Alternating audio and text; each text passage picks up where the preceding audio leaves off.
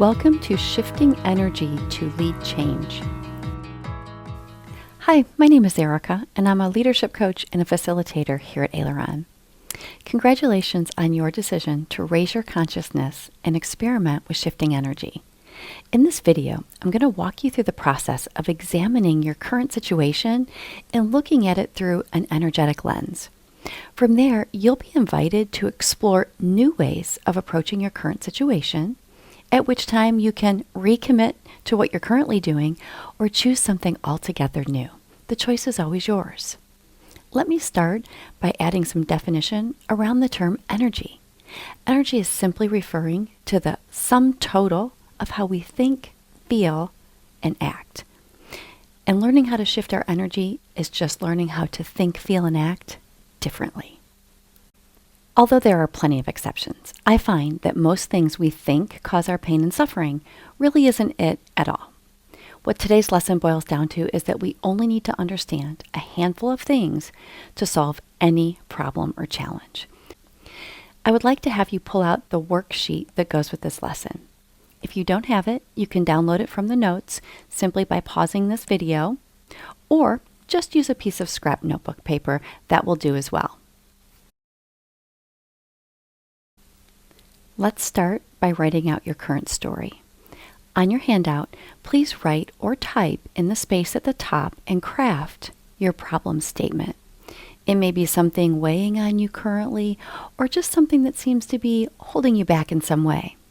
I say story because I want you to write this as though you were describing it to a friend, with all the color and the drama and the judgment that would typically be present as you told this story. Please pause the video until this step is complete.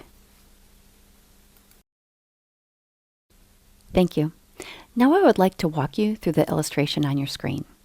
I'll take you through it at a high level and then break it down piece by piece. From the top, anything that happens in the world around us can be considered a circumstance. This could be our situation, it could be what we call a triggering event. These are all the things we think cause our pain and suffering. Our circumstances don't cause anything at all, nor do they inherently mean anything. They just are. More on this in a minute. How you think about those things determines how you feel. In other words, the way you label your experience is what informs your emotional state. Your feelings determine what you do or don't do in response to the thing, and what you do or don't do creates your results. The sum total of your results make up your life. Simply noticing how you think is the first step in changing your life. Okay, let's get to work. The way to use this model is to first identify your problem, which is the story that we pulled out earlier. There's incredible benefit to getting the story out of your head and onto paper. I can't encourage that enough as the most important first step. But we just did this, so the next step is where we separate the facts from the story. This is the hardest part. This is where we're going to pull the circumstance out of the story, and we need to find just the facts. So let's talk about the box called circumstance or triggering event. This is where the facts go, and only the facts.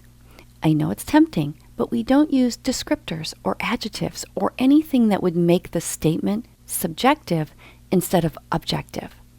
For example, I have too much to do is not a circumstance.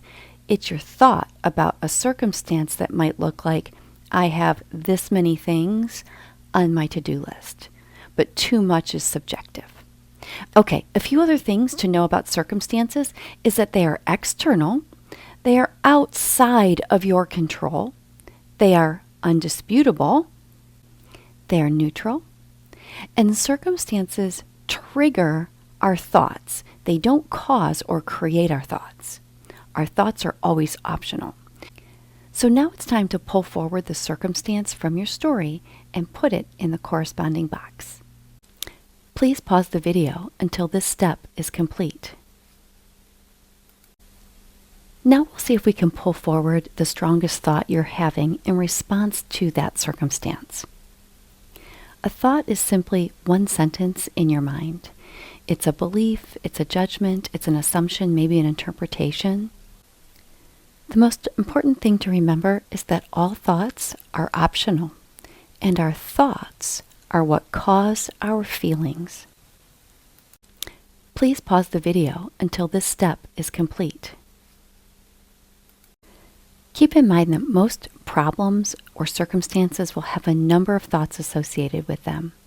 So make sure that you grab the strongest thought and resist the urge to blend your thoughts together. Now we'll move into the feeling box.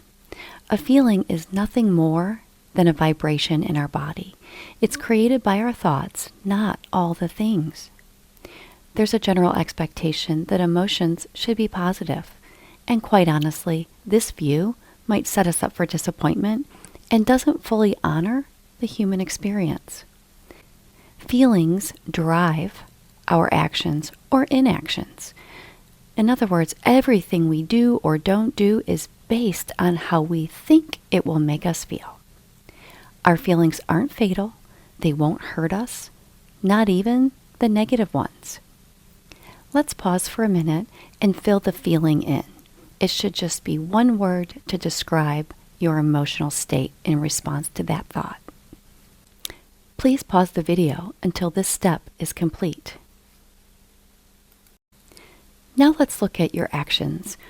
This is your behavior, your words, how you're showing up in the world in response to this situation when you think this thought and feel this way. It could be action, inaction, or reaction.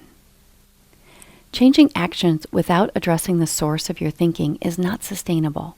It can be done, but it takes great willpower and it drains our energy. This is why it's not possible to change or control what other people do, and it's why we consider them a circumstance. Just like us, their behavior comes from their feelings, and how they feel comes from their thinking. We don't control any of those things. From your story, capture what you generally do in response to the circumstance when you feel this way. Please pause the video until this step is complete. Great work. And the final piece of the puzzle on the left side of your worksheet is going to be filling out the result. Your results are an important part of looking at your energy because we often think of our action and our results as one of the same, and they really are not. Our action is what drives our results. Our results are usually proof for the thought that's driving it. You are responsible for your results and yours only. But the good news is you can create any result. Now, what's the result of this default behavior? Enter it in the result box. It should prove the thought to be true. Please pause the video until this step is complete. Perfect. Now it's time to get to work creating something new and intentional. So from this place, you will look at your, what we would consider an unintentional model, or the model that isn't serving you at the highest and best level, and look at what we want instead. So as you look at the worksheet, you'll see that there's a space for a new thought, a new emotion, a new action, and a new result. The circumstance, however, stays the same. That's by design. The idea here is that your circumstance doesn't need to change for you to feel better. You can decide how to show up intentionally to any situation in your life. So at this point, we'll pause the video again, and you'll work through this new intentional model. Maybe you'll do more than one and decide what suits you best. Maybe you'll even decide to recommit to the old model. Ultimately, what we want you to understand is the choice is yours. Either way, moving from an unconscious model to a conscious model is what we believe will serve you best.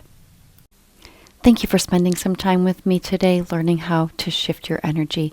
I promise if you practice this method, it will and can change your life. If you'd like to learn more about this and other services we offer, please visit our website at aileron.org.